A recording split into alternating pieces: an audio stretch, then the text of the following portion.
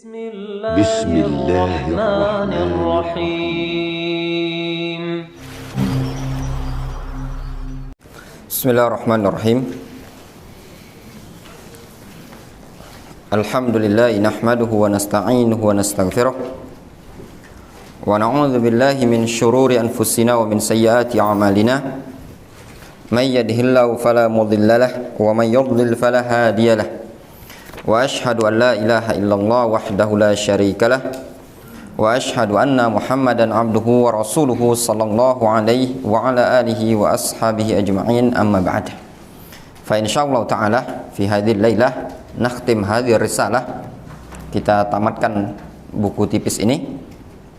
Kita masuk pada poin yang ke-9 dari prinsip menuntut ilmu, suhbatus syekh al-muallim, bersama seorang guru, seorang syekh al-muallim, seorang syekh yang mengajarkan ilmu tersebut. Maknanya seseorang penuntut ilmu, dalam menuntut ilmu, kalau dia ingin berhasil, hendaknya dia memiliki guru, ma'al ustadz, bersama seorang ustadz, seorang muallim. Ini poin yang sangat penting. Disebutkan di sini, kata penulis buku, fal ilmu yu'khadhu min afwahil ulama. Ilmu tersebut diambil dari lisannya para ulama, diambil dari mulutnya para ulama. Maknanya langsung mendengar, menyaksikan seorang ulama tersebut, mengambil ilmu dari seorang guru merupakan sesuatu yang sangat penting. Oleh sebab itu mereka mengatakan, man kana kitabuhu aw man kana syekhuhu kitabahu fa khata'uhu aktsar min shawabihi.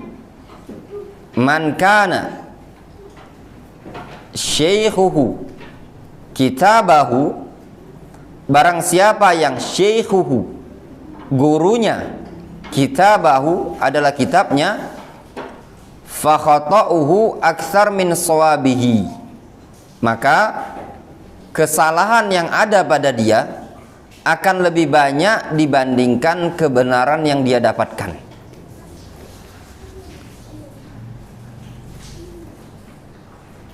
Namun di sini ucapan sebagian para ulama yang menyatakan seperti ini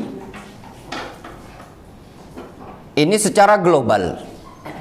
Secara global, orang yang menjadikan buku sebagai gurunya dia, maka kesalahan yang dia dapat itu lebih banyak dibandingkan kebenaran yang dia dapat.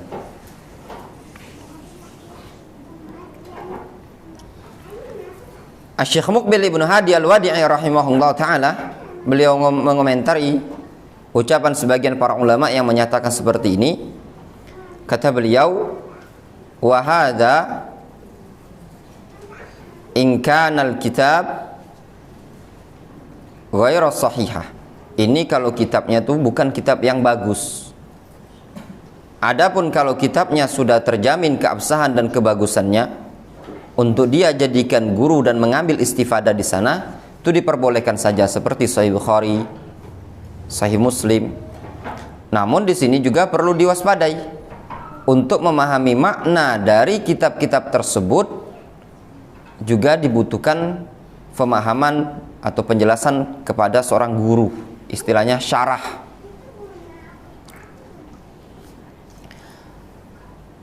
Makanya di sini ayo ikhwah, penting bagi seorang penuntut ilmu dia belajar usulul ilm, pokok-pokok ilmu. Mereka para ulama membagi ilmu ala maratib, bertingkat-tingkat. Mereka katakan ada ilmu usul, ada ilmu furu'. Pokok ilmu. Ada ilmu furu', kemudian ada ilmu alah atau mereka kenal dengan mukammilat, penyempurna ilmu. Ilmu usul yaitu ilmu yang berkaitan dengan akidah, wal ahkam, berkaitan dengan hukum-hukum ibadah atau dikenal dengan istilah fikih. Adapun cabang-cabang dari sana adalah ilmu seperti ilmu tafsir, ilmu hadis. Ini cabang dari ilmu inti tadi. Inti seseorang adalah bagaimana dia mentauhidkan Allah SWT dan bagaimana dia cara beribadah kepada Allah SWT dengan benar. Namun masing-masing ilmu ini tadi mempunyai pelengkap, mukammilat, al-ulum al-mukammilat, ilmu pelengkap. Di antaranya bahasa Arab, ilmu usul fikih, qawaid fiqhiyah, usul tafsir, qawaid tafsir, ilmu tajwid, ilmu qiraah dan yang lainnya untuk melengkapi ilmu-ilmu cabang tadi. Dikarenakan untuk bisa memahami tafsir harus belajar paling tidak ilmu qawaid tafsir, untuk memahami fikih juga belajar ilmu usul fikih dan seterusnya. Berkaitan dengan belajar melalui seorang guru, mereka para ulama menyebutkan terdapat beberapa faedah. Yang pertama,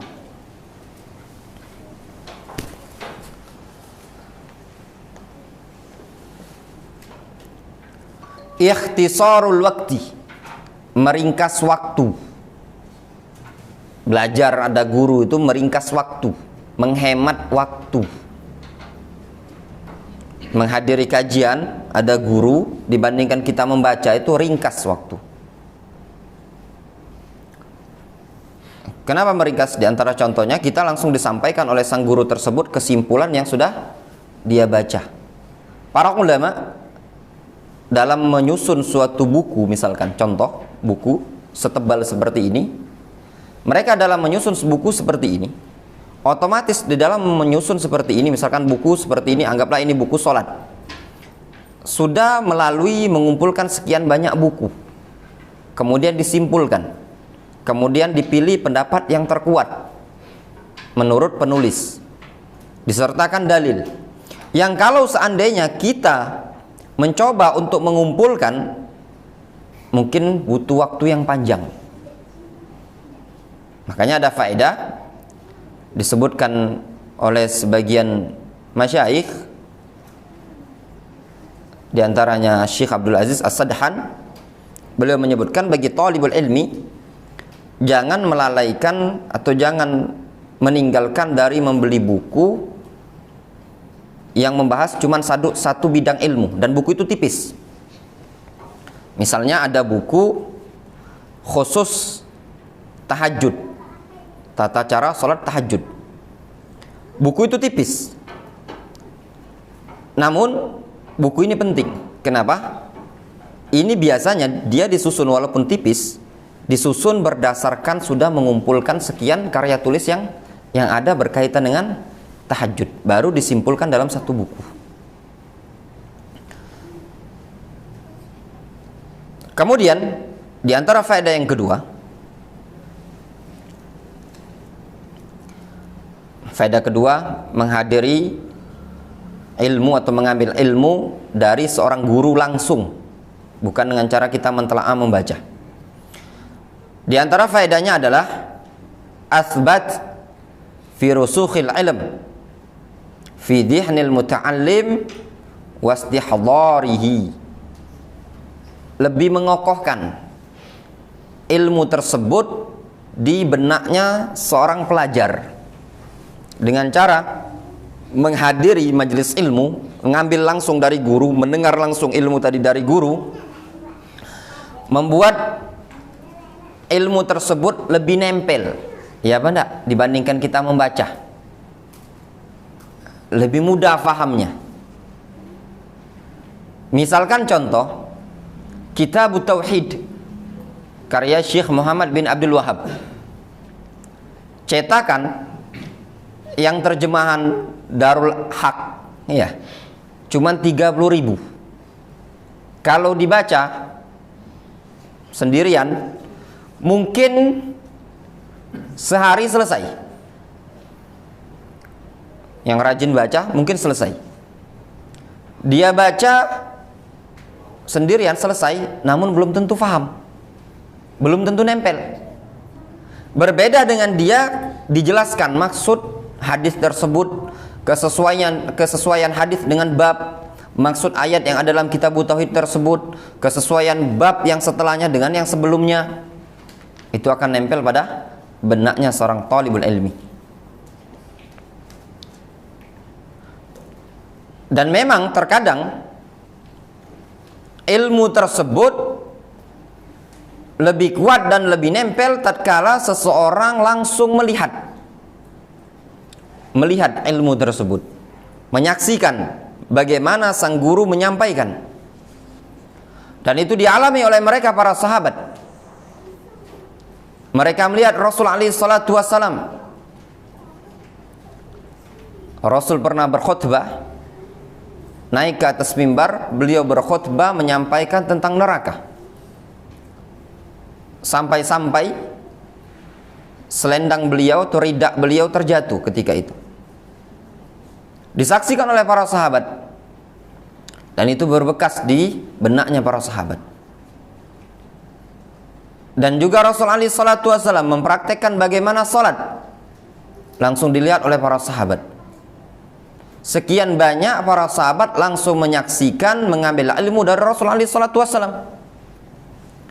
Bahkan Malik ibnul Huwairits radhiyallahu anhu, hadis dalam Sahih Bukhari, dia rela dan sengaja meninggalkan anak istrinya selama 20 hari untuk mendatangi Masjid Nabawi dan belajar bersama Nabi sallallahu alaihi wasallam, karena kan rumah beliau agak jauh dari Masjid Nabawi. Beliau tidak memungkinkan belajar kepada Rasul setiap hari. Beliau datang ke Masjid Nabawi belajar selama 20 hari. Malik ibnul Huwairits radhiyallahu anhu. Makanya kalau belajar sifat salat Nabi, sering sekali kita melewati hadis dari sahabat Malik ibnul Huwairits, dikarenakan dia langsung mempelajari salat Nabi sallallahu alaihi wasallam dengan pengajaran Rasul secara langsung. Adapun para sahabat yang lain terkadang mereka melihat Rasul melakukan gerakan tersebut, namun Malik ibnul Huwairits sengaja minta diajari oleh Rasul sallallahu alaihi wasallam tata cara salat tersebut. Kemudian belajar, faedah yang berikutnya ya, belajar dengan melalui guru langsung lebih menjamin dari kesalahan-kesalahan.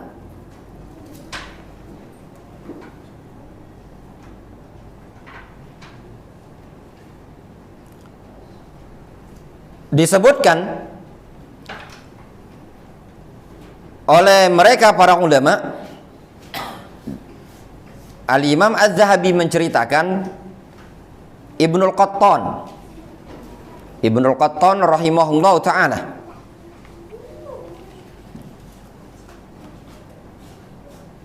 Yahya ibn Sa'id Al-Qattan, beliau menuduh Hisham ibn Urwah bil ikhtilat. Yahya ibn Sa'id Al-Qattan ini guru dari gurunya Imam Ahmad, ya. Beliau menuduh Hisham bin Urwah mukhtalit itu pikun di masa akhir hayatnya. Kata Imam Az-Zahabi, tuduhan ini tidak benar. Kenapa? Sampai Al-Imam Az-Zahabi mengatakan, fa innaka sahafi ma jalasta ashabal hadis. Engkau ini sahafi, cuman baca engkau tidak duduk dengan ashabul hadis. A'akilun yu'addu Hisham ibnu Urwah minal mukhtalitin. Apakah masuk akal Hisham bin Urwah digolongkan sebagai perawi yang mukhtalitin? A'zamallahu ajrana fik. Semoga Allah SWT membesarkan, melipat gandakan pahala kami terhadapmu. Ini seseorang gambaran ya, kalau cuma bermodalkan membaca. Walaupun Yahya ibn Sa'id al-Qattan, beliau seorang alim masyhur, namun untuk pada saat ini memungkinkan, wallahu alam, bisa jadi Hisham ibnu Urwah berkaitan dengan Hisham bin Urwah, Yahya bin Sa'id al-Qattan ini tadi tidak langsung melihat kejadian berkaitan dengan Hisham bin Urwah, mungkin mendapatkan khabar begitu saja tentang Hisham bin Urwah. Rasul alaihi salatu wasallam menyebutkan dalam hadis, laisal khabar kal muayanah. Berita itu tidak sama dengan melihat langsung. Kita melihat langsung, hadir di majelis ilmu, itu tidak sama dengan cuman mendengarkan audio, mendengarkan video, mendengarkan YouTube streaming. Itu tidak sama. Sebagian mereka ya, para ulama mengatakan kalau seandainya komputer, internet bisa mencetak ulama, tentu akan banyak muncul ulama dengan media ini tadi. Namun nyatanya mana? Tidak ada ya. Misalkan cuma mengandalkan streaming, mengandalkan rekaman, tidak akan mencetak ulama.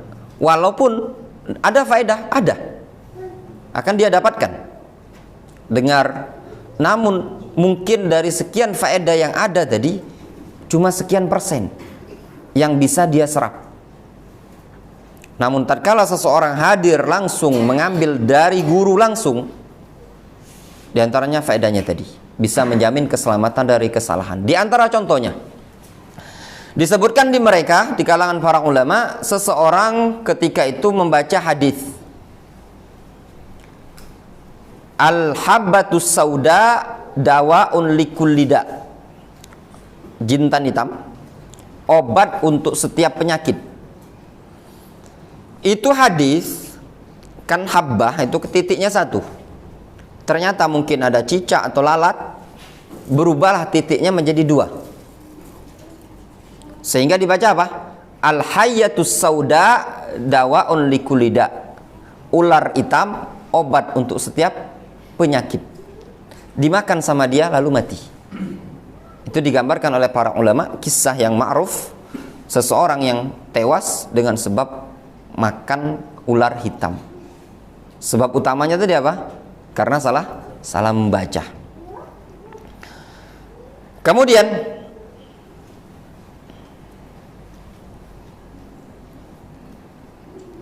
di antara faedah mengambil ilmu dari seorang guru, memberikan pemahaman yang mudah bagi kita di dalam memahami pelajaran. Kenapa? Karena bisa langsung bertanya ketika tidak paham. Ketika dibacakan, dijelaskan, maaf Ustadz, maaf ya Syekh, apa maksud penjelasan tadi? Langsung dijelaskan. Tapi kalau di rekaman, kalau di streaming, tidak bisa langsung. Kemudian di antara faedahnya yang mereka sebutkan, mendapatkan adab melihat langsung dari seorang guru tersebut. Bagaimana adab di majelis ilmu? Melihat langsung adab seorang guru, cara duduknya, cara menyampaikannya. Contoh misalkan ya, yang pernah kita alami langsung, dulu di Yaman di Markis Syekh Abdurrahman Ibnu Mar'i Al-Adani rahimahullah ta'ala rahmatan wasi'ah. Namanya masjid ya, kita belajar di masjid, bukan di kelas. Itu keistimewaan belajarnya di Yaman itu, mulai dari yang cerdas sampai yang miring pun ada di masjid itu. Atau miring, kurang-kurangan. Namanya masjid, ya kan? Jadi lagi belajar, Syekh lagi nyampaikan, tiba-tiba pojok situ nge-stres ini tadi, ngamuk dia kan. Itu Syekh rahimahullah ta'ala hendak memperhatikan yang kondisi seperti itu tadi. Terus beliau perhatian dengan ilmu, langsung nyampaikan. Mungkin kalau kita ya, ada yang kayak gitu diladeni, berhenti, ya enggak? Aduh apa? Yang lain nyingoi lagi kan? Itu enggak. Terus Syekh nyampaikan, di situ teriak-teriak. Terus Syekh, paling ketika itu anak-anak biasanya berdiri, nyingoi. Kata Syekh, ihda'u ya ikhwah, ihda'u. Tenang. Sudah lanjut Syekh ngajar terus. Dan itu kita saksikan. Syekh lagi ngajar dulu, ba'da zuhur, tiba-tiba ada yang teriak. Orang awam minta sumbangan. Ya enggak? Ya Syekh, ana muhtaj, ana fi amasil haja, begini.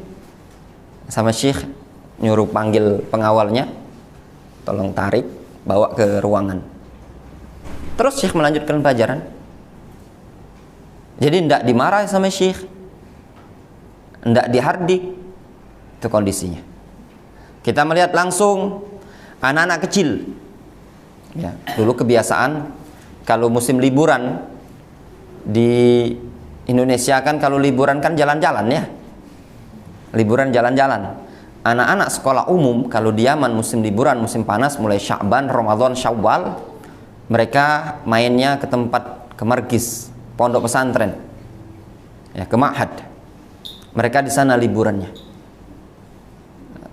3 bulan lumayan liburan, belajar usul salasa, kuidul arba, usul sittah, yang tajwid, belajar tajwid. Itu semua diperhatikan sama Syekh. Orang awam. Datangnya mereka itu bukan 1, 2, 500, 700 person.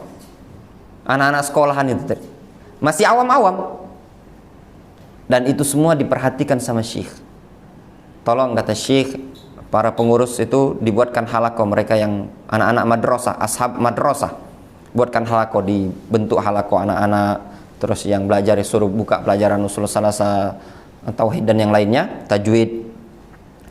Nah, mereka ini tadi untuk menyemangati mereka punya kebiasaan Syekh rahimahullah ta'ala ba'da zuhur atau ba'da asar membuka apa istilahnya tuh, bacaan qiraah. Manggil anak-anak kecil itu nah, seumuran ini, suruh baca. Ada yang bisa hafal hadis-hadis, Al-Quran. Tiba-tiba Syekh nurid an nasma' minkum minal aulad qiraatul Quran. Kita ingin dengar bacaan Al-Quran dari anak-anak. Tolong ashab al-madrasah, anak-anak sekolahan, maju 1, 2 gitu loh. Dipuji sama Syekh, dipuji, Masya Allah. Sampai ada dulu anak kecil dari Dhalik namanya Ahmad, bacaannya bagus sekali. Sampai Syekh rahimahullah ta'ala beliau mengatakan, wallahi ma nasma' minal aulad misal hadhil qiraah. Aku tidak pernah mendengar dari anak-anak bacaan seindah bacaan seperti bacaan dia ini tadi. Apa fungsinya? Untuk menyemangati. Yang kita saksikan juga yang tidak ada di sini ya, di Indonesia jarang, apalagi di Palembang ini mungkin. Yang diantaranya tasji'ut tullab yang kita saksikan di Yaman. Misalnya contoh gini ya, datang seorang syekh dari wilayah utara, Yaman wilayah utara. Karena mayoritas markis yang ada di Yaman itu adalah murid-murid Syekh Mukbil. Dalam artian dulu belajarnya semuanya di Dammaj, Darul Hadits Dammaj, muridnya Syekh Mukbil. Jadi mereka selevelan, kawan-kawan sama Cak Antum ini, kawan-kawan belajar.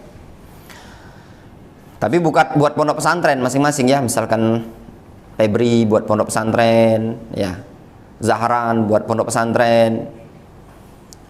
Ternyata Febri ini kunjung ke Zahran. Zahran ini di mana? Pondok pesantren, Pendawah. Ya, pendakwa Febri Kalidoni, misalkan contoh. Nah, dalam kondisi seperti ini, si Zahran disuruh sama Febri, Zahran kunjung ke Kalidoni, ngasih tausiah. Si Zahran itu menyebutkan kebaikan-kebaikan Febri untuk menyemangati murid-murid yang belajar di situ. Dulu sering kita dengar dari orang-orang yang berkunjung, masyayikh yang berkunjung ke Darul Hadits Fiyush ketika itu, mereka mengatakan, ya ikhwan, di sisi kalian ada Syekhuna Syekh Abdurrahman. Beliau adalah seorang faqih, alim, termasuk murid dari murid Syekh Mukbil yang dulu paling semangat belajar. Bahkan Syekh Mukbil masih hidup, Syekh Mukbil biasa mengalihkan pertanyaan-pertanyaan seputar fikih ke Syekh Abdurrahman. Beliau umur 20 tahun sudah dipanggil Syekh dengan pujian-pujian. Apa fungsinya? Untuk menambah semangat orang yang belajar. Oh, ini loh sosok guru saya. Ya enggak? Dan disebutkan di tempat antum ini ada teman-teman kami dulu, ya, dia dulu adalah pengajar semua di Darul Hadits Dammaj. Disebutkan ada si fulan, misalkan waktu itu ada Yasin Al-Adani, ada Solakantus, ada Syekh fulan, Abbas Jauna, ada yang lainnya. Disebutkan satu persatu untuk menambah semangat kepercayaan seorang murid kepada ustadz. Oh, ternyata ustadz saya ini, syekh saya ini dulunya bukan orang kaleng-kaleng, bukan kawi. Ya. Dan ini jarang. Ya. Di antum kalau daurah, ustadz datang luar ya. Ada hadir misalkan di kota Palembang ini, disebutkan di Palembang ini ada ustadz fulan, ustadz Alan, ustadz fulan, ustadz Alan. Dia dulu ketika belajar seorang yang begini, sangat jarang. Ya. Saking sangat jarangnya tadi. Ya. Enggak tahu kalau di pojok Palembang ini ada sekian ustadz, karena dengar. Ustadz enggak pernah tahu nah. Ya enggak? Ustadz antum ngaji di sana, ada ustadz sama ustadz siapa? Oh, enggak pernah dengar namamu itu. Saking enggak kenalnya tadi. Enggak dikenalkan. Di antara bentuk lagi yang dulu kita saksikan langsung adab di antara para masyayikh, para ulama, memberikan tasji' litulab. Yang datang itu bukan syekh, ya. Istilahnya tuh cak ini. Syekh itu kalau ustadz lah ya. Pengajar biasa, pondok pesantren itu kan ada pengajar kan? Misalkan anggaplah ini pondok pesantren, ustadznya Ustadz Bowo, ya kan, yang terkenal di sini. Nah, ada pengajar tahfiz itu, nah, anggaplah Febri ini, nah, nggak dikenal, uang memanggil di sini tuh bukan ustadz, akhi Febri, paham? Nah, kalau di situ tuh ada syekh, ustadz uji gitu, ada mustafidun itu ya ustadz ini, nah, pengajar anak-anak, datang berkunjung ke pondok pesantren. Sebenarnya dia ini orang, ya kalau mau dianggap tuh bukan syekh, nah, bukan ustadz, pengajar biasa. Misalkan sekelasnya Febri ini tadi cuma ngajar tahfiz, itu diizinkan sama Syekh Abdurrahman untuk menyampaikan tausiah, disemangati dengan cara tasji itu. Telah datang pada malam ini berkunjung qad zarona fi hadhil lailah akhun fadil, walaupun dia bukan syekh disebut akhun fadil, seorang akhun, seorang saudara yang punya keutamaan. Fulan ibnu fulan dari wilayah ini, dia seorang dai, walaupun bukan syekh disebut seorang dai, khotib. Kalau dai sama khotib di Yaman itu tidak terlalu hebat. Kalau udah dapat gelar syekh itu seorang alim, ulama uji kita, kalau Indonesia ustadz senior gitu loh. Disebutkan seorang dai, kasih ceramah. Kadang sampai yang ceramah ini ngomong, sebenarnya saya itu tidak layak berdiri di sini. Kalau bukan permintaan syekh, saya tidak akan berdiri di sini. Nyampaikan, kadang kita dengar ceramahnya itu biasa baik, ya, tidak terlalu seperti ceramah kelasnya syekh, istilah kita ustadz senior tadi kan. Nah, tapi dalam rangka syekh apa? Untuk memberikan semangat. Sampai orang Indonesia pun dulu datang, beberapa ustadz dari Indonesia ini, ya, beberapa ustadz dari Indonesia datang disuruh ceramah pakai bahasa Arab. Jangankan ustadz, ada ikhwan dari pondok lain, ya, datang dari utara, waktu itu dari Yaman Utara ke Yaman Selatan. Rombongan kawan-kawan Indonesia disuruh ceramah sama Syekh, salah seorang ustadz dari Solo. Padahal ketika itu masih belajar, suruh ceramah sama Syekh. Tafadhol antum ceramah, menyampaikan dalam rangka untuk nyemangati. Ketika ada orang Indonesia mau pulang waktu itu, balik ke daerah Ngawi, mau pulang dia izin sama Syekh, mau pulang Syekh ke Indonesia. Kata Syekh, nanti ba'da isya antum kasih tausiah kawan-kawan pakai bahasa Arab. Di situ orang Arab galau ceramah. Padahal kalau kita ini orang Indonesia apa pinter ngomong kan, ya enggak, nak nyeramai kami orang Arab, enggak. Ini adab yang kita dapatkan, ya. Bagaimana para ulama menghargai penuntut ilmu, menghargai para dai yang lain, menghargai para masyayikh, para ulama yang lain. Yang mungkin kalau kita datang, kalau antum mungkin anggaplah anak ini punya pondok pesantren, ya, di apa namanya nih, Tigo Ilir ini. Febri punya pondok pesantren, Febrinya ustadznya di daerah Kalidoni, Febri punya pengajar, pengajarnya Zahran, pengajar tahfiz, itu pun Iqra 1. Misalkan jarang kita jumpai kunjung ke pondok, sudah antum ngisi ya, ngasih tausiah, jarang, ya. Para pengajar jangankan kadang khutbah lagi dia sekelas-kelas pengajar dulu di Yaman, ya. Syekh rahimahullah ta'ala, itu yang perlu dicontoh di Indonesia. Gimana di Yaman tuh tidak ada media, ya. Sebagian wilayah belum masuk media, kadang listrik susah, tapi dakwah menyebar di Yaman. Itu Syekh Ramadan, kita nih ngomong masih terbata-bata, ya. Sedangkan hafalan Quran mano di bulan Ramadan Syekh Abdurrahman, dan itu bukan di views tapi di banyak tempat. Tolong seluruh penuntut ilmu yang punya hafalan, yang bisa bicara sedikit-sedikit, berangkat dakwah Ramadan. Sebelum Ramadan itu sudah ada pendataan. 10 hari sebelum Ramadan biasanya sudah didata. Keliling dari Indonesia ini ada perwakilan Siko, tukang catat. Itu mau berangkat dakwah enggak? Udah siap ngimami? Siap ceramah, khutbah? Oh, siap. Ya sudah, berangkat dicatat. Hafalan berapa? 10. Sudah cukup 10 itu tadi. Belum mungkin hafal Al-Quran 10 juz, ya kan? Mungkin 10 siap ngimami Ramadan selama sebulan, siap, dicatat sudah total. Dan termasuk ketika itu anak ikut Ramadan terakhir, ya kasih tausiah sedikit, dikasih di kampung yang listriknya baik kelang sehari. Itu tadi banyu udah ganti, ya, ingat tuh banyu minum kami sama banyu mandi itu sama. Kaget anak pas tetmon itu diisi untuk minum, untuk bak mandi juga. Separuh dimasukkan ke bak mandi, separuh dimasukkan ke galon untuk kami minum. Nah, kondisi seperti itu tetap disemangati sama Syekh, disuruh berangkat dakwah. Itu yang Ramadan.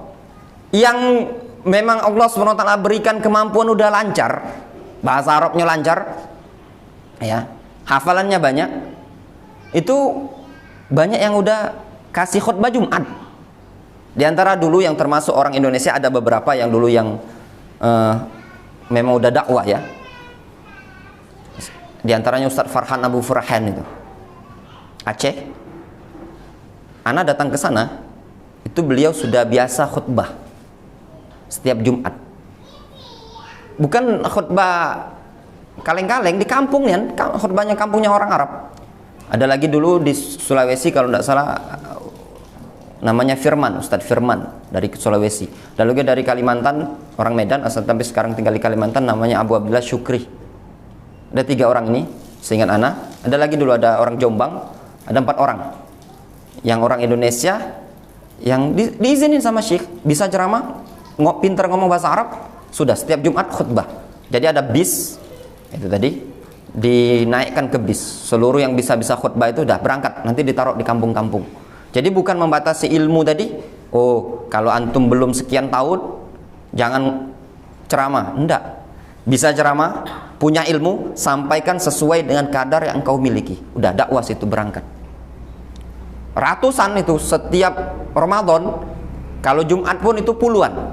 yang diutus untuk ke kampung-kampung. Padahal dalam keadaan mereka ada ulama. Kalau gitu kan enggak. Kalau seandainya setiap pondok pesantren itu ya di Indonesia ini mengutus, ya kan, antum berangkat ke situ, antum bisa apa? Ana Ustaz, bisanya cuma ngajar Iqra 1 ya, sudah antum ngajar Iqra 1 masjid sano. Antum bisa apa? Ana bisa Iqra 2 masjid sano. Mungkin akan tersebar dakwah ini tadi. Itu kondisinya di Yaman, dan kita saksikan sendiri bagaimana para masyayikh, para ulama. Belum lagi dalam masalah pemberian, memberi, ya.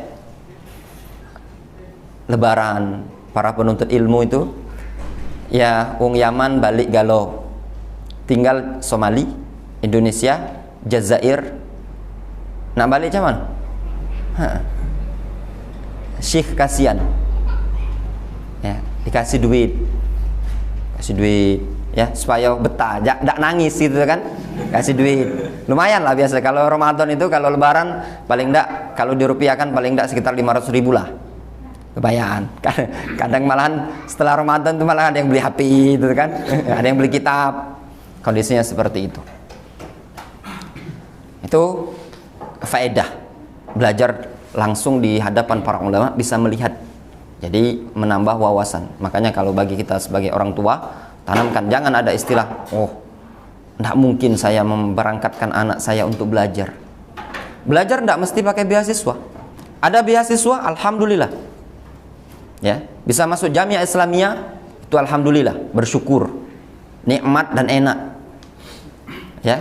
Kalau tidak masuk di situ, jangan jadikan prioritas untuk dengan belajar dengan para ulama. Oh ya, kalau tidak Jamiah Islamiyah tidak usah lah, itu namanya malas belajar. Masih banyak. Oh, kasih duit Ustaz, doa, Allah SWT maha kaya ya, tidak, berdoa kepada Allah SWT, siapa tahu Allah SWT mudahkan. Ada dulu seseorang namanya Haris, Ustadz Haris, ada di Lampung.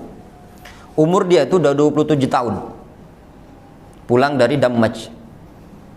Ketika itu ternyata Allah SWT, aturan kan tidak diterima di Jamiah Islamiyah, dia masuk Jamiah Islamiyah tanpa tes, itu Allah SWT mudahkan. Ketika itu ketemu dengan Dubes Saudi Arabia, dia cerita langsung sama anak. Dia cerita dia ketemu Dubes Saudi Arabia di Jakarta, ngobrol pakai bahasa Arab. Dubesnya ngomong, kenapa tidak masuk Jamiah Islamiyah? Umur udah lewat dan belum pernah nyoba juga, khawatir tidak lulus. Kalau antum pengen belajar serius, aku yang jaminkan. Ku telepon ke Jamiah Islamiyah, antum langsung diterima.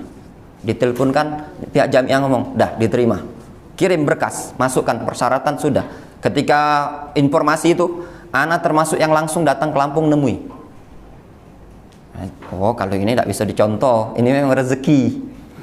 Sudah kata anak, kalau itu mending anak ke Yaman. Nah itu tadi, intinya kan doa. Allah SWT maha kaya, maha mampu untuk memudahkan langkahnya kita untuk belajar di hadapan para ulama. Wallahu ta'ala alam shawab. Insyaallah kita lanjutkan setelah salat Isya. Kita lanjutkan keterangan dari buku ini. Fatalib likay yartakizu fi talabihi lil ilmi ala rakizatin sahihah. Seorang penuntut ilmu agar dia terfokuskan, memiliki patokan di dalam mencari ilmu tersebut pada patokan yang benar, alaihi ayujalis al ulama, hendaknya dia duduk bermujalasah dengan para ulama, wa yatalaqqa minhum al-ilm, serta mengambil ilmu dari mereka. Fayakunu talabuhu ala qawaid sahihatin, sehingga tindakan dia dalam mencari ilmu tersebut dibangun di atas kaidah-kaidah yang benar. Jadi fungsi seseorang belajar dengan para ulama, dia akan mendapatkan prinsip-prinsip ilmu, patokan dalam berilmu tersebut di atas fondasi yang benar, dasar yang benar. Dikarenakan mereka para ulama adalah orang yang sudah banyak makan garam istilahnya ya, dalam menuntut ilmu, dalam mengajar, dalam berdakwah. Apalagi para ulama yang istilahnya sebagian masyayikh mereka menyebutkan ma bainahu wa bainal qabri illa shibr. Tidak ada jarak antara dia dengan kuburan itu tinggal sejengkal lagi, saking tua umurnya. Ya talaffadz bin nas al-Qur'ani wal hadits talaffuzan sahihan la lahna fihi wa la tashif. Sehingga seorang penuntut ilmu bisa melafadzkan Al-Qur'an dan hadis dengan lafaz yang benar, yang sahih. La lahna fihi, tidak ada kesalahan padanya, tidak ada pula kekeliruan, tashif. Terkhusus Al-Qur'anul Karim. Untuk belajar Al-Qur'an harus melalui seorang guru. Tidak mungkin Al-Quran tersebut bisa dipelajari dengan cara dia membaca. Harus ada yang mengajari gimana cara melafadzkan ba, dal, ta, kha, dan yang lainnya. Dikasih tahu makhrajnya masing-masing. Kemudian pelafatan ar-raum dan yang lainnya, itu semua harus ada melalui seorang guru. Wa yafhamu al-fahmas sahih al-murad, serta dengan guru tersebut dia bisa memahami Al-Qur'an, memahami hadis dengan pemahaman yang benar sesuai dengan yang diinginkan. Wa fadlan an dzalik fa innahu yastafid min al-alim al-adab wal akhlaq wal wara'. Terlebih lagi dari hal itu adalah dia, seorang penuntut ilmu, akan mendapatkan faedah dari seorang alim tersebut berupa adab, akhlak, sikap waro, sifat waro dari seorang alim. Waro itu merasa khawatir ya dari hal-hal yang bisa memadaratkan dia di akhirat. Wa alaihi ayatajannab ayyakuna syaikhuhu kitabahu, dan hendaknya dia bagi seorang penuntut ilmu untuk menjauhi menjadikan bukunya sebagai guru dia. Jadi gurunya cuma buku, apa istilah kita tuh? Nggak belajar tanpa guru tuh? Otodidak ya? Benar? Otodidak ya? Istilahnya otodidak, dia baca. Khawatir nanti terjatuh pada kesalahan. Nah ini banyak orang kalau baca, dia yang benar disalahkan, yang salah dibenarkan. Fa inna man kana syaikhuhu kitabahu katsura khata'uhu wa qalla shawabuhu. Dikarenakan man kana syaikhuhu kitabahu, barang siapa yang gurunya adalah kitab, buku, katsura khata'uhu, kesalahannya itu akan banyak, wa qalla shawabuhu, dan benarnya tadi sedikit. Wala zala hadzal amru fil umma ila waqtina hadza, dan senantiasa perkara ini terus ada pada umat ini sampai pada waktu kita sekarang. Dan alhamdulillah masih ada orang yang menuntut ilmu melalui para ulama. Wa ma baraza rajulun bil ilmi illa kana mutarabbiyan muta'alliman ala yadi alimin. Kata penulis buku ini, tidaklah seseorang menonjol mumpuni dengan keilmuan melainkan illa kana mutarabbiyan muta'alliman ala yadi alimin, melainkan dia hakikatnya adalah dulu seorang yang mutarabbiyan, yang dididik, wa muta'alliman, orang yang belajar melalui seorang alim ya. Intinya belajar itu harus ada guru kalau memang dia ingin mendapatkan ilmu dan nempel pada dirinya tadi. Kalau tanpa guru banyaklah kesalahan yang didapatkan. Wah, macam-macam. Nggak mesti masuk pondok pesantren ya. Pengen belajar masuk pondok pesantren, enggak mesti.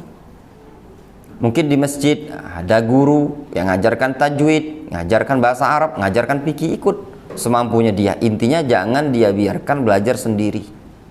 Jangan mengandalkan, anak tuh gampang memahami. Dia membaca, malas menghadiri majelis ilmu. Ini kewaspadaan yang perlu diwaspadai. Disebutkan kisahnya Abu Yusuf Al-Qadhi rahimahullah ta'ala, murid Abu Hanifah. Beliau termasuk murid senior Abu Hanifah ya. Abu Hanifah punya murid dua. Siapa namanya? Abu Yusuf Al-Qadhi dan satunya lagi? Siapa Dil? Murid Abu Hanifah yang senior? Muhammad Ibnul Hasan Asy-Syaibani. Abu Yusuf Al-Qadhi ini, beliau sakit ceritanya ya. Ringkas cerita disebutkan Al-Khatib Al-Baghdadi, beliau sakit. Dikunjungi oleh Abu Hanifah. Ketika Abu Hanifah melihat Abu Yusuf sedang sekarat, Abu Hanifah merasa sedih dan nyeletuklah Abu Hanifah dengan mengatakan, kalau Abu Yusuf ini sebenarnya masih hidup dan panjang umurnya, sebenarnya aku ingin mengangkat dia menjadi penggantiku, meneruskan dakwah, ngajar, ya, fatwa dan yang lainnya. Ternyata Abu Yusuf pun sembuh. Setelah dia sembuh, kawan-kawan Abu Yusuf yang ikut bersama Abu Hanifah membesuk itu mengatakan kepada Abu Yusuf, dulu guru kita Abu Hanifah mengatakan begini dan begini tentangmu.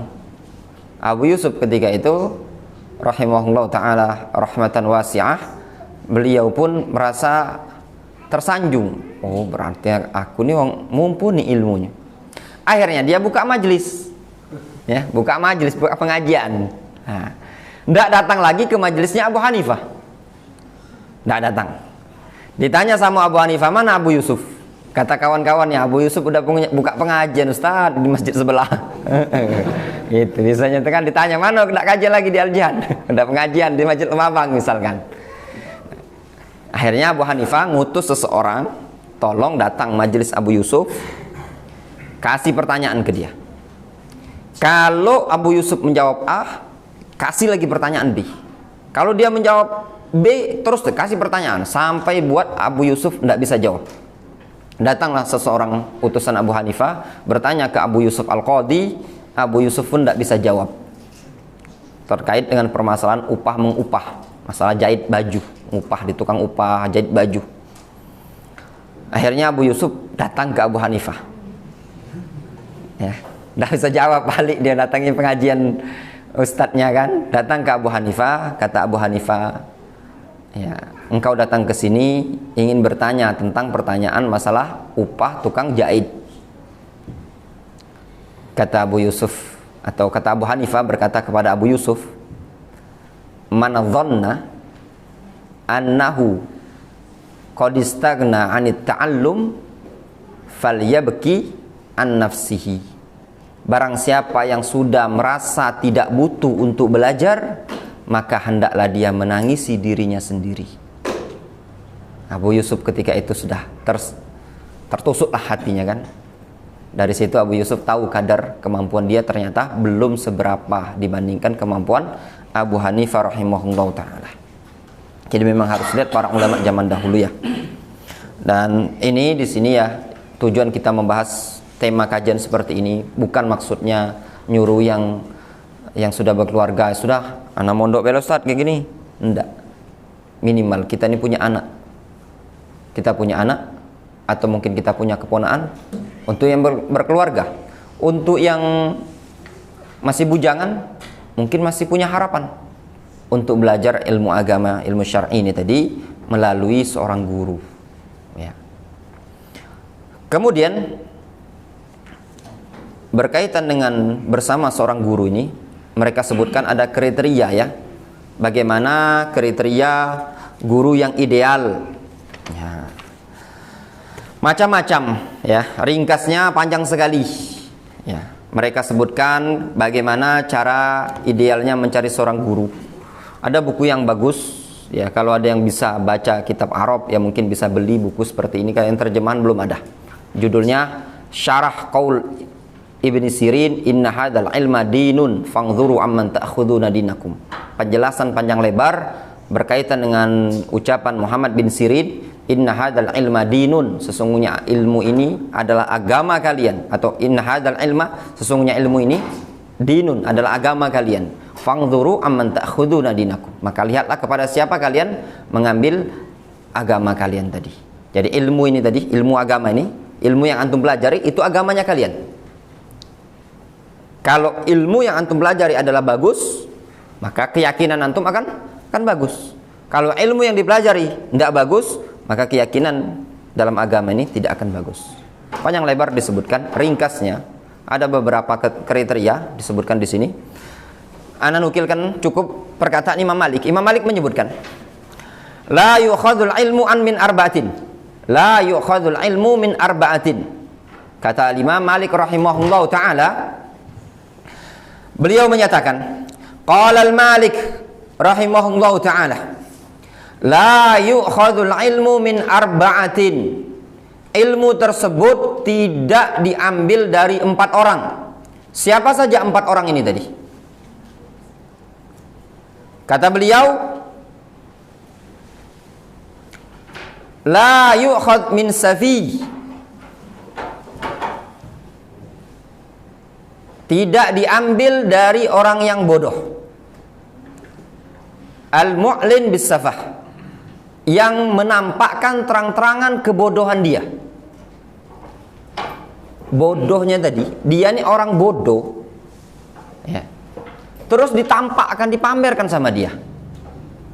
Nulis ya, ceramah, berdakwah, nampak sekali kebodohan kalau dia tidak punya ilmu. Ditampilkan di depan publik, ini tidak malu lagi kan menampilkan kebodohannya. Kalau istilahnya Syekh Bakar Abu Zaid dalam kitab Hilya Thalibul Ilmi, suka nulis dengan tulisan tahbir al-qarad. Nulisnya ore-ore, asal sembarangan, bagaikan tulisan anak kecil. Senang komen, senang nulis ya, senang berbicara, namun dia tidak punya ilmu sama sekali. Kemudian yang kedua, wala yu'khadz min sahibi hawa yad'un nas ila hawahu. Tidak diambil juga ilmu dari pengikut hawa nafsu yang mengajak manusia kepada hawa nafsu. Bukan mengajak kepada dalil, tapi mengajak kepada hawa nafsu. Dalil ditolak, ribuan dalil walaupun sahih, namun tatkala tidak sesuai dengan hawa nafsu yang ada pada dia, dibuang sama dia. Yang diajak sama dia hawa nafsu, kebiasaan masyarakat, adat masyarakat, dan yang rami dari kalangan masyarakat tersebut. Ini menunjukkan apa? Sahibu hawa. Yang ketiga, wala min kadzabin yakdzib fi ahadin nas wa in kana la yuttaham ala ahadits Rasulullah SAW. Tidak boleh diambil ilmu dari orang yang suka berdusta ketika berbicara bersama umat manusia, atau ketika menukilkan berita, meskipun dia bukan orang yang tertuduh suka berdusta atas nama Nabi. Al-kadzib fi haditsin nas, dia dikenal sebagai orang yang kalau nukilkan berita tidak pernah valid, jarang valid. Ceramah ya, misalkan dia dongeng diceritakan sama dia, yang dikenal dengan qasas, tukang cerita ya, makanya sebagian mereka para ulama menyebutkan jangan diambil ilmu dari qasas, tukang cerita ya. Kemudian dari mubtadi, ahlul bid'ah. Kenapa? Dikarenakan qasas, tukang cerita, cuman sekedar untuk menyampaikan cerita-cerita kepada para jemaah supaya mereka terhibur, tertawa, dan senang, membuat majlis tadi rami. Ini tidak pantas untuk diambil ilmu padanya. Kemudian apalagi kalau seandainya dia termasuk orang yang suka menukilkan hadis-hadis Nabi SAW dalam keadaan hadisnya palsu atau dusta. Tambah lagi ini tadi. Yang keempat,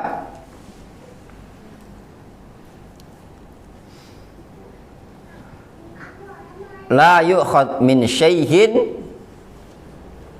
ya lahu fadlun wa salah wa ibadah idza kana la ya'rif ma yuhaddits.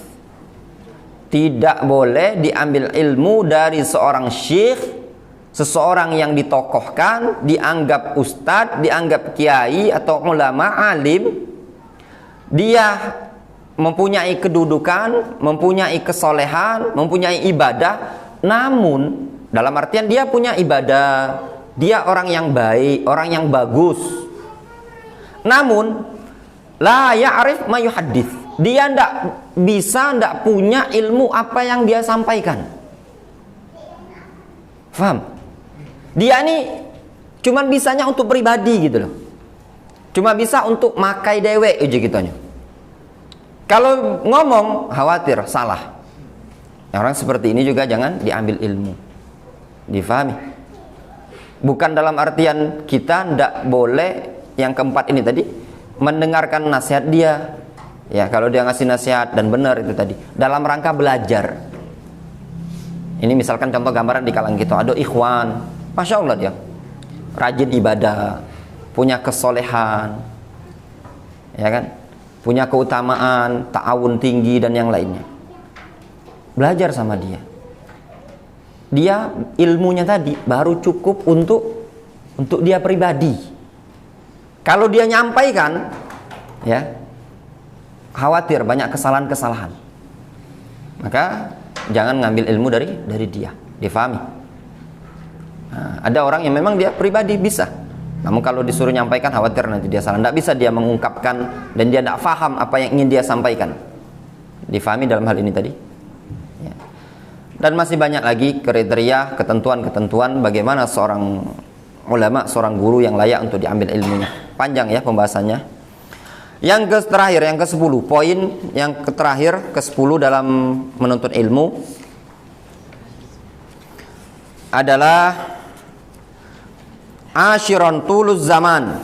Yang ke-10, panjang masa waktunya. Menuntut ilmu tadi butuh waktu yang panjang, yang lama. Di sini disebutkan fala yahsib talibul ilmi anna talabahu yatimmu biyaumin aw yaumain aw sana aw sanatain. Janganlah seorang penuntut ilmu mengira, menduga bahwasannya dia mencari ilmu tersebut tercukupi sempurna dalam waktu sehari atau 2 hari atau setahun atau 2 tahun. Bal inna talibal ilmi yahtaj sabra sinin. Bahkan seorang penuntut ilmu itu butuh untuk sabar bertahun-tahun. Jadi tidak cukup belajar itu ya. Ya maaf sekali lagi, kadang ada yang nak pengen belajar, yang kita ada tempat belajar bahasa Arab di Saku itu. Kadang ada yang tanya via WA, Ustadz berapa minggu belajarnya? Belajar bahasa Arab berapa minggu? Sekarang ketawa aku belajar berapa minggu, kitab apa kira-kira yang anu kan. Butuh sabar, dipelajari tiap hari terus sampai kapan? Sampai besok. Ya. Adapun belajar istilahnya kejar paket ya, yang mungkin daurah 1 pekan, daurah tajwid, daurah bahasa Arab dan yang lainnya, itu cuman pengenalan. Baru tergambar, oh ini ilmu tajwid itu ternyata susah juga, ya kan? Itu daurah seminggu. Adapun ingin mendapatkan hasil yang bagus, itu butuh waktu proses. Disebutkan di sini, Su'ila Sahal ibnu Abdillah At-Tustari. Sahal bin Abdillah At-Tustari, beliau ditanya, rahimahullah ta'ala, ila mata yatlubul mar'u al-ilm, sampai kapan seseorang itu mencari ilmu? Apa jawaban beliau? Faqal, kata beliau, hatta yamut fatusab mahbaratuhu ala qabrihi, sampai mati. Ya. Sehingga tintanya tadi dituangkan ke kuburannya. Bukan maksudnya tinta melok dituangkan, gambaran menuntut ilmu tadi sampai akhir hayat. Imam Ahmad ditanya, sampai kapan seseorang menuntut ilmu? Minal mahdi ilal lahdi, dari ayunan sampai ke liang lahat. Jadi memang panjang. Namun di sini bedakan ya, ada mungkin skalanya seseorang dia di pondok pesantren atau dia kuliah, akan ada batas. Namun ketika selesainya dia mendapatkan ijazah di pondok pesantren atau di kampus, bukan berarti dia sudah kelar menuntut ilmu. Wah, selesai, tidak lagi belajar lagi, amanlah itu. Hendak terus belajar. Ya, mungkin dengan cara, kalaupun tidak boleh lagi kuliah di kampus tadi, kalau seandainya tidak mungkin melanjutkan S2, S3, mungkin dengan cara dia mendengarkan, ikut seminar-seminar, atau bahkan yang pekerja pun, jangankan yang sekelas menuntut ilmu, para pekerja pun tetap belajar kan. Ada istilah seminar, training itu kan pelatihan, kan belajar itu. Ternyata ada garapan baru, misalkan ini tadi, proyek baru, itu ada training, belajar terus. Pekerja pun ada istilah training, belajar itu. Maka seorang penuntut ilmu lebih layak lagi untuk terus belajar.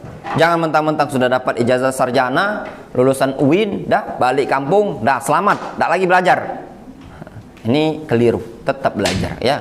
Mungkin dengan cara membaca tadi, karena dia sudah punya bekal ilmu kan, membaca. Yang dah paham mungkin tanya sama dosen, kenalan sama punya nomor dosen, atau tanya dengan ustadz, terus menerus, atau dengarkan rekaman-rekaman yang sudah ada, mentelaah, terus belajar sampai kapan? Sampai wafat. Dinukilkan di sini disebutkan Al-Imam Ahmad, ya, beliau mengatakan kuntu fi kitabil haid tis'a sinin hatta fahimtuhu.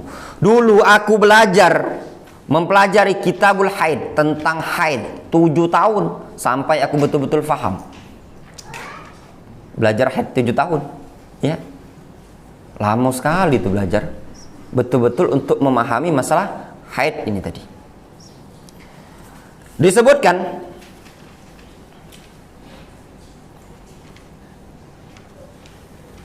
mungkin kalau bertanya apa sih argumentasinya, ya, kita belajar itu harus sedikit-sedikit. Al-Quran turunnya sekaligus apa enggak? Enggak sekaligus, tapi sedikit-sedikit. Allah Subhanahu wa taala menyatakan dalam Al-Qur'anul Karim dalam surat Al-Furqan, wa qala alladziina kafaru laula nuzzila 'alaihil Qur'an jumlatan wahidah. Orang-orang kafir mengatakan, duhai kiranya Al-Qur'an itu diturunkan kepada Muhammad jumlatan wahidatan, sekaligus. Namun kata Allah Subhanahu wa taala, kadzalika linutsabbita bihi fuadak. Demikianlah kami ingin mengokohkan Al-Quran tersebut di hatimu. Diturunkan apa? Ayat demi ayat. Ketika ada kejadian baru turun ayat, terus turun ayat. Ada yang bertanya, turun ayat. Sedikit demi sedikit. Selama berapa? 20 tahun lebih turun ayat tersebut. 22 tahunan lebih turun ayat tersebut. Barulah ketika sempurna kokoh Al-Quran di dada Rasul sallallahu alaihi wasallam. Itu kondisi seorang nabi. Maka sepantasnya juga kita dalam menuntut ilmu tidak cukup dengan sekaligus, tapi butuh kesabaran bertahun-tahun, setahun, 2 tahun, terus. Adapun yang belajar kadang ada ya semangat ikhwan ini, ya, penuntut ilmu mulai dari ikhwan ataupun yang masih muda-muda pengen belajar tajwid, sekali, 2 kali, 3 kali hilang, sudah. Itu namanya tazawwuk, belajar bahasa Arab, ya kan? Rame 10 buka, misalkan di sini Al-Jihad, ya, buka sampai pertama perdana itu 20, karena mungkin penuh, ya kan? Sama kami ada pelajaran bahasa Arab di Pasundan itu, pertama buka itu ramenya cak ini. Terakhir kemarin 10 udah nyampe itu tadi. baru 4 kali pertemuan. Sampai kata pengurus, caknya Ustadz kalau minggu depan kurang dari 10 libur lagi gitu. Nah seperti itu tadi, namanya tazawwuk. Cobalah kalau kita sabar, ya, sabar terus tadi. Nah, sampai ustadznya dewek yang mundur. Nah kalau lah kondisi seperti itu, sudah, memang ustadznya kita mundur bela. Kalau berdua ini lemak begesawai gitu daripada di masjid ini. Ya kan? Ya seperti itu. Ya butuh kesabaran intinya belajar, ya. Ana yakin di sini di masjid ini dibuka ada pelajaran mungkin tahsin, ada mungkin pelajaran bahasa Arab, ya kan? Cuman kadang kita ini tidak istiqomah. Itulah yang buat kita tidak bisa, ya enggak? Belajar tahsin, mentok di huruf dhad, ya kan? Nah muter-muter istitolahnya tidak ketemu terus berkali-kali lah, sampai 5 kali pertemuan masih tidak ketemu istitolah, sifat istitolah huruf dhad ini tadi. Nah sudahlah, tidak melok dia, sudah berhenti, tidak akan baca terus. Tapi yang terus-terus itu tadi insya Allah akan bisa. Diceritakan oleh Al-Imam Az-Zuhri rahimahullah ta'ala. Beliau mengatakan kepada Yunus ibnu Yazid, fa innal ilma audiyah. Wahai Yunus, sesungguhnya ilmu tersebut adalah lembah. Fayuha akhadta fihi qata'a bika qabla an tablughahu.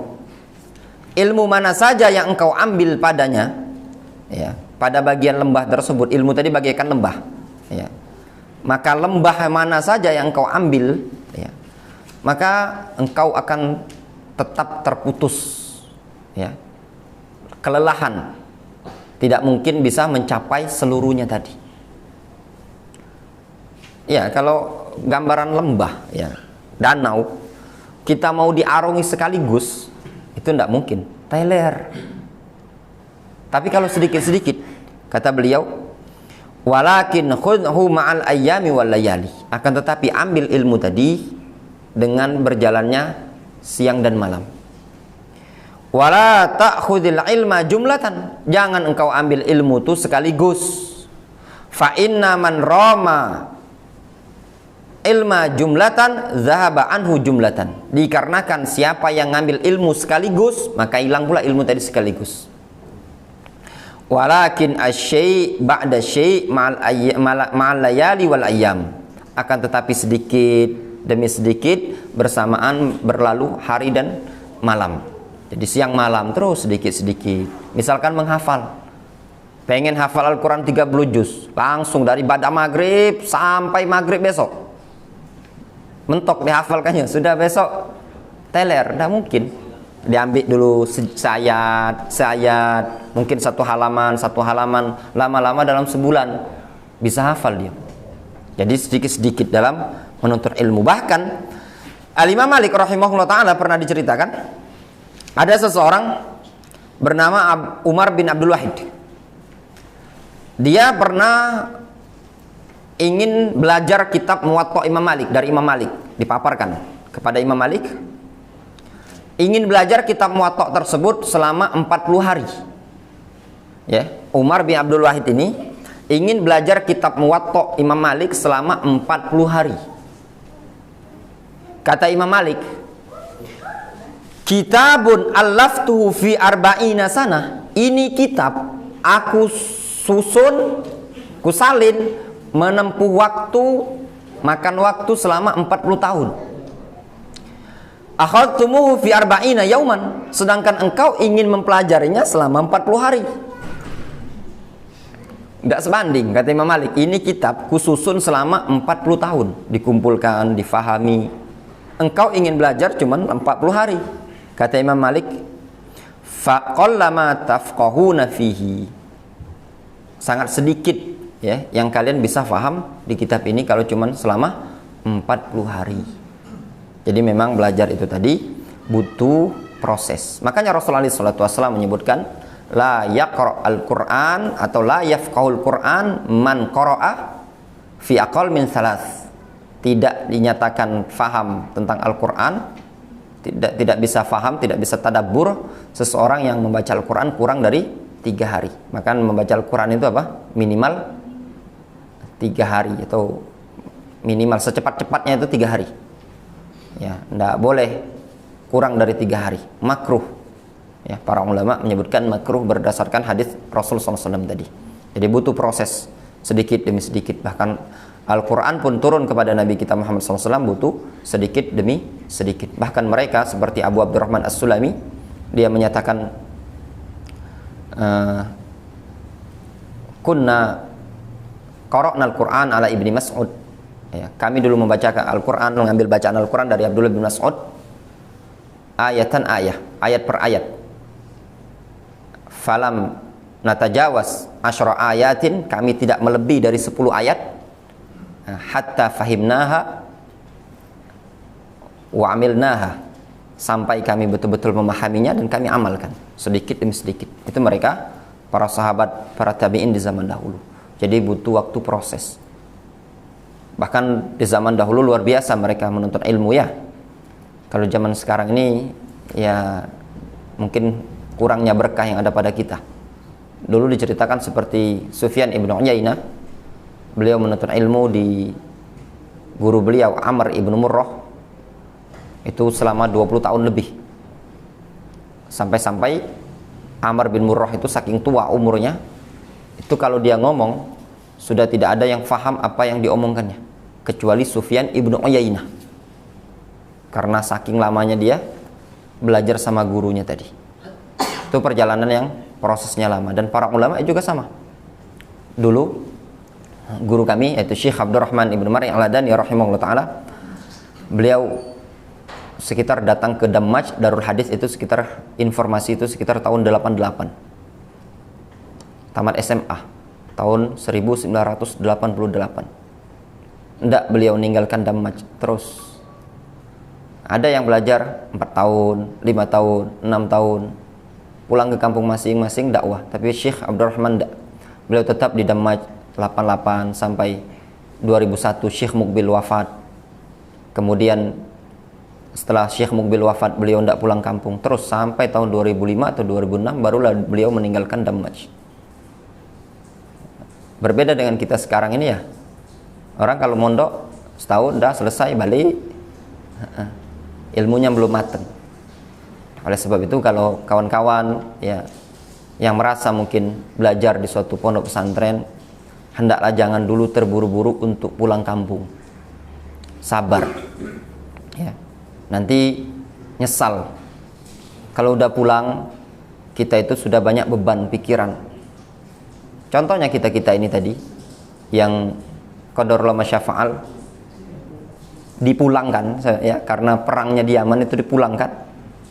Akhirnya karena dipulangkan, perang berkecamuk, akhirnya cari nyaman ya, nikah. Daripada ke Yaman tidak baca lagi, mendingan ke Yaman kan. Nah itu tadi, akhirnya nikah, rata-rata nikah ya, nikah punya banyak tanggung jawab ya. Ini contoh yang di belakang ini tadi, hasil dari pernikahan ya, punya tanggung jawab, tidak memungkinkan lagi untuk bisa belajar. Fokusnya orang yang masih bujangan dengan yang sudah tua itu beda ya, enggak? Beda. Kalau yang sudah berkeluarga banyak pikiran, harus nafkah untuk anak istri, ngurus anak. Dulu ada kawan kita, dia udah hafal Al-Quran ketika dia masih bujang, itu luar biasa semangatnya ya. Selisih dia datang sama anak cuman sekitar 9 bulan, dia berangkat ke Yaman sudah hafal Al-Quran, mutkin pula. Dulu anak SMP ya, SMP NTS ya, dari Lampung, tapi dia masuk pondok pesantren. Sebelum ke Yaman dia sudah hafal Al-Quran. Ketika itu semangat sekali, luar biasa, rajin. Ketika di Yaman rezeki datang, ditawari ya, ini juga ya, kalau menuntut ilmu itu kadang ada rezeki datang sendiri. Tahu-tahu ditawari dari Indonesia, antum mau nikahi, dapat SMS ya, masih SMS dulu, belum ada WA. Antum mau nikah sama putri ana. Putri ana ini pengen belajar ke luar negeri. Antum kalau mau nikahi, ana ajak antum balik, ana balikkan antum ke Indonesia, ana berangkat lagi ke Yaman, bawa sama istri ana. Luar biasa itu. Kalau antum dapat tawaran seperti itu murni bener. Dia datangi ana malam, man, kayaknya ana cerita sama antum. Dia cerita akhirnya kan mau pulang. Kenapa? Mau nikah. Gimana kok bisa nikah? Dilihatkan sama dia, ada chattingan SMS masih SMS waktu itu, SMS-an dari sang calon mertua ini tadi, nawari putrinya, disuruh pulang dari Yaman ke Indonesia. Waktu itu pulangnya melalui Saudi. Dia haji dulu ya, haji, kemudian sudah haji berangkat ke Indonesia, nikah. Sudah nikah semuanya, mahar, pernikahan segala macam itu mertua semua yang ngurus. Diberangkat lagi ke Yaman. Luar biasa ya. Memang semangat, orangnya memang rezekinya dia. Dia sabar dalam menuntut ilmu, Allah SWT datangkan kemudahan. Biasa hal-hal yang seperti ini banyak kalau dulu kita alami di Yaman. Orang-orang yang karena dia fokus belajar, Allah SWT banyak sekali lah. Makanya kalau yang masih bujang-bujang tuh fokuskan belajar, insya Allah Allah datangkan rezeki yang lebih baik. Nah ketika itu pagi, Ana ingat pagi waktu itu, ayo daras pelajaran usul fikih. Teman pagi tuh di rumah itu istri juga mau belajar, jadi Ana harus ngasuh anak. Susah. Pada zuhur belajar kita, enggak, aduh susah repot. Dan pokoknya jam belajar tadi enggak bisa lagi sefokus ketika masih bujangan. Itu bedanya. Makanya kalau masih bujang-bujang, ya bagi orang tua kita nih sebagai orang tua ya, yang punya anak masih semangat untuk belajar, cucu semangat untuk belajar, dukung. Mumpung dia masih bujang. Kalau dia kepikir untuk nikah, sudah. Semangatnya tadi akan sudah berkurang. Ya, banyak beban, Pak. Mikirkan untuk nafkah, lagian. Ya waktu terbagi untuk keluarga, terbagi untuk belajar. Walaupun kadang memang ada yang bisa membagi waktu. Misalkan dia kuliah, ya, pengantin baru sama-sama kuliah, tapi kan jarang. Ya kan? Sama-sama belajar, semangat dari kalau daripada terjatuh pada maksiat, nanti di pondok pesantren pacaran, kuliah pacaran, cewekan, mendingan dinikahkan. Ya, nah mungkin seperti itu tadi jauh lebih baik. Namun kalau seandainya seseorang bisa fokus dan bisa lama dalam menuntut ilmu di pondok pesantren, maka kondisi dia dalam keadaan bujang itu lebih nyaman. Ada makanan, alhamdulillah. Tidak ada makanan, tidak masalah. Namanya bujang, hidup sendiri. Yang penting fokus belajar. Jangan sampai sudah bujangan, belajar juga tidak. Nah kalau yang itu tadi, mendingan ya cari aktivitas yang lain. Abdullah ibnu Mas'ud mengatakan, inni la abghadur rajul, aku tidak menyukai seseorang laisa lahu syai'un min amalid dunya wala syai'un min amalil akhirah. Aku tidak suka ada seseorang yang dia tidak punya aktivitas dunia, tidak punya aktivitas akhirat. Itu pengangguran tulen. Begawe dah galak, ya kan? Belajar juga tidak. Kalau memang seandainya dia fokus, dia melok pengajian tidak, ya kan? Tak kenalnya dengan pengajian-pengajian, tapi gawenya nyari duit itulah. Payo taklim, sibuk, ya kan? Banyak bisnisnya, tidak masalah, masih mendingan gitu.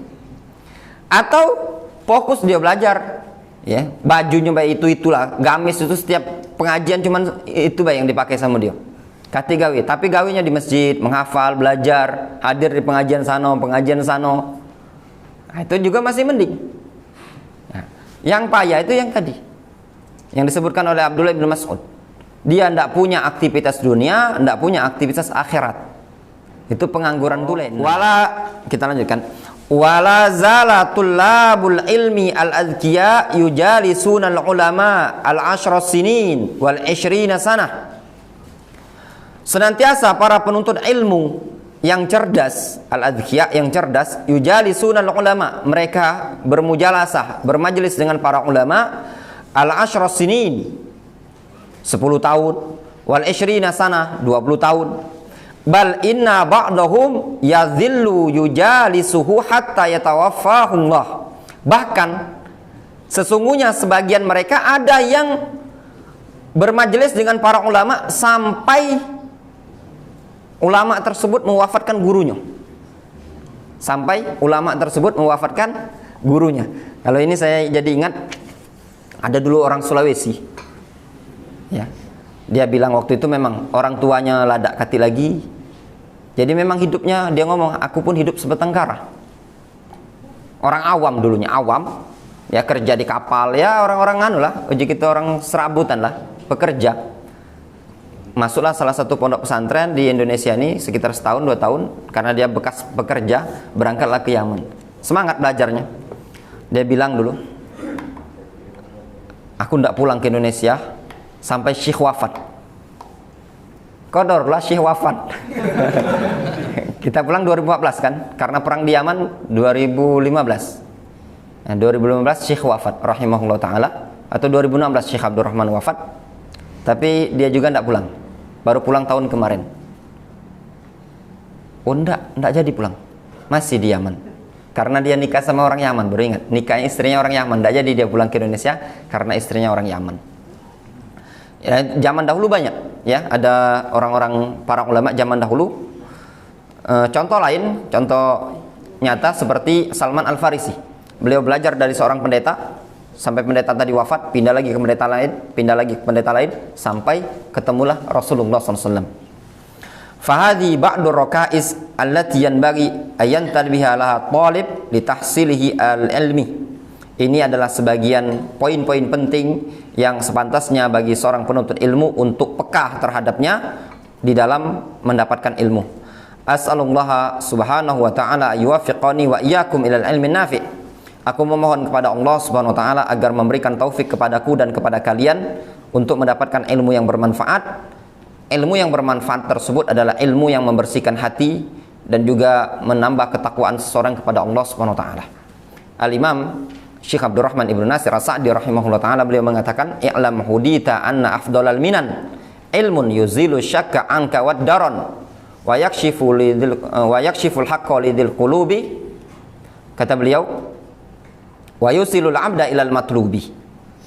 Kata Syekh Abdurrahman bin Nasir As-Sa'di, "I'lam anna afdhalal minan." Ketahuilah bahwasanya sebaik-baik anugerah Allah Subhanahu wa taala adalah ilmu. Ilmu yang bagaimana? Ilmu yang membersihkan hati dari segala penyakit. Ya. Dan membuka al-haq bagi seorang hamba serta bisa menyampaikan seorang hamba tersebut kepada apa yang dia inginkan. Itu ilmu yang bermanfaat. Wal amal saleh, dan beramal saleh. Wa sallallahu wasallama ala nabiyyina Muhammadin wa ala alihi wa sahbihi wa man tabi'ahum waqtafa atharahum bi ihsanin ila yaumiddin. Alhamdulillah rabbil alamin. Selesai. Ya. Insyaallah mungkin nanti dilanjutkan pertemuan berikutnya mungkin dengan kitab yang lain kalau Allah Subhanahu wa taala mudahkan dilihat kondisinya.